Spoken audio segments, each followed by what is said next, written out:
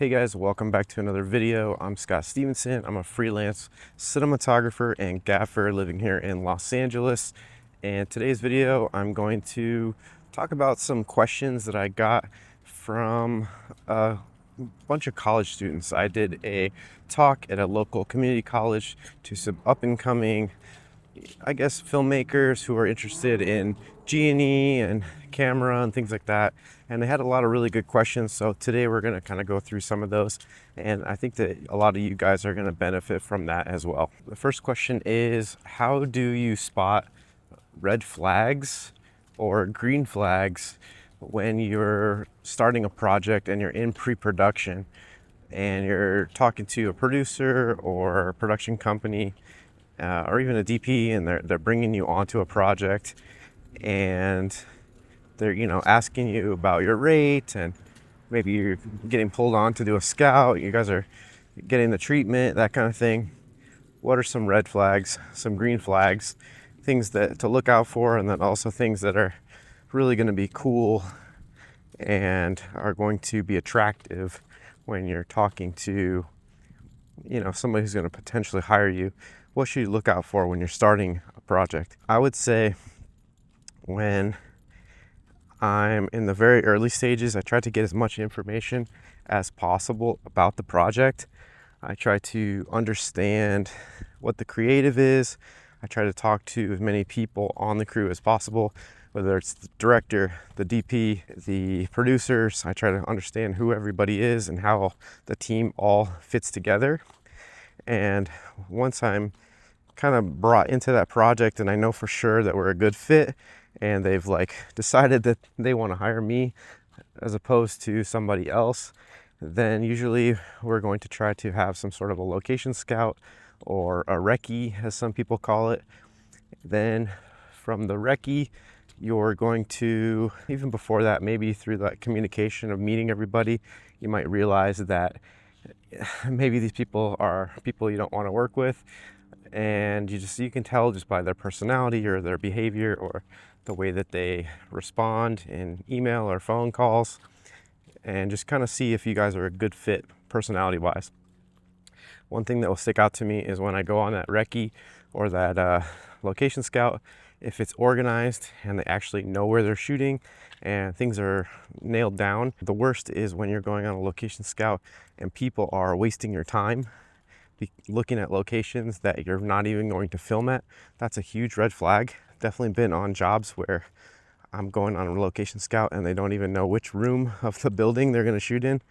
If I'm there on a location scout, even if I'm being paid, you really need to know what you're doing ahead of time.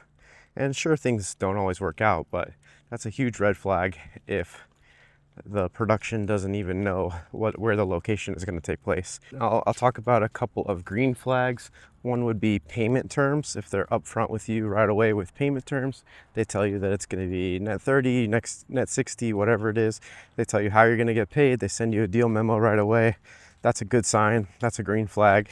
That lets you know that they're organized and they have their shit together. If they don't have that kind of stuff, or they're waiting to the last minute to send you a deal memo, kind of makes you think, what's going on with this production? Are these people actually going to be able to do their thing? If you're a department head and you're renting equipment, maybe you need to get a certificate of insurance, and maybe you need to get your rentals together. If the production is kind of dragging their feet on rentals, or there's a lot of pushback when you try to get certain things, even if it's within budget, that can be difficult sometimes. So I always look for people that are very easy to work with, and I get my insurance right away and I get my gear all squared away. And also there's not too much pushback when it comes to securing my crew members. When the production asks what your dietary restrictions are up front, that's usually a good thing. That means that they're actually planning on feeding you and they actually care about what your preferences are, and they're going to take care of you and make sure that if you're a vegan or whatever, don't eat meat or pescatarian or have some sort of gluten allergy, they're going to take care of you. That's a super important thing, and it shows that they are sensitive to your needs and that they're looking forward to making sure the production is going to be smooth and everybody there is comfortable and well taken care of. So one more question that I got was, how do you protect your body? How do you not break your shoulders and your back and everything? It's a very physical job. How do you manage to stay in good shape and not get banged up throughout your career? How do you keep going throughout the whole thing? And I said to them, I said, the best way to do that is to use the equipment, especially if you're in G&E. It's to use the lift gate when you're putting up big lights. It's to, do the buddy system. Don't pick up anything that's heavier than 75 pounds by yourself. Get somebody else, another team member. Don't try and grab the Sky Panel 360 all by yourself and bring it up the stairs. Use the crank stand, use the scissor lift, use the condor when needed. Let the machines do the machine work. Don't try to break your back just because people are asking you to go faster or quicker. Things take as long as they take, and there's no point in trying to rush things and getting injured. You shouldn't run on set. You shouldn't try to do more than you can handle. It's always better to take 2 trips than to try to injure yourself carrying everything all in one trip. We have a sandbag cart for a reason. You don't need to be the sandbag cart and carry like 10 sandbags all at once. Same thing with all the other grip gear. Usually they come on carts, and you can just save your back and extend your career by making sure that you use those carts. Same goes with cameras can get heavy, not just lighting, but the cameras can get pretty heavy. So making sure you have a camera cart, all those cases are loaded up, and you have other people support, like camera assistants, that can help you move all those cases and things like that. And don't try to carry all of them at once. Like I said, do multiple trips. And then when you're actually in production and you're working in camera and you're operating, use an Apple box, sit down, use support. If you have a longer shot, get a Steadicam operator, invest in that kind of stuff. Don't be up on the ladder. Maybe get a jib instead of being on the ladder. Use an easy rig. Take some of the stress off of your arms and shoulders. Be kind to your body and take care of yourself so that you can extend your career. Otherwise, you will be injured, and it may be very difficult to support yourself and your family if you're not doing well and you're not able to go and do these physical jobs. So one last thing I'm going to end on this is, how do you get jobs? Everybody always wants to know, how do you get jobs in the film industry? And it all comes down to network. People say this all the time, networking, but it's really about creating a node of people and being able to spread from one person to the other with different connection points of who you know. You meet one person, they connect you with another person, then you guys team up, then they reach out to you, then now you have a job, and then you go on to another set, and then you meet another person, and they seem cool, and then you guys connect on social media, or you get their phone number, and then you start talking to them, and then now you have another node, another connection point, another person, another contact to expand your scope of people that you know that are going to bring you on to different projects or collaborate with you.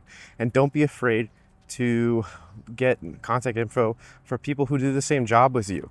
If you're a director, don't be like, why would I get contact info for other directors or DPs or grips or gaffers?